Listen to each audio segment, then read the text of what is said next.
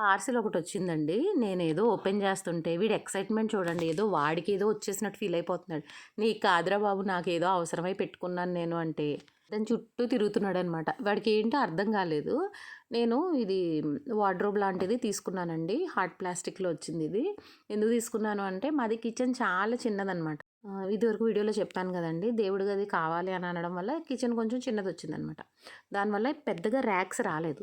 నేను తెచ్చిన గ్రోసరీస్ అన్నీ సర్దేసిన తర్వాత కొన్ని ఎక్స్‌ట్రా తెచ్చుకుంటాం గదా! ఇప్పుడు ఆయిల్ ప్యాకెట్స్ ఉన్నాయనుకోండి. మనం రెగ్యులర్‌గా వాడేవి 2 ఆయిల్ ప్యాకెట్స్ వాడతాము. మిగిలినవి ఎక్కడ పెట్టాలో నాకు అర్థమవుతలేదండి.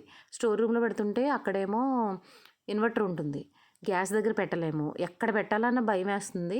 దానికి పెట్టడానికి అసలు నాకు ప్లేసే ఉండట్లేదు.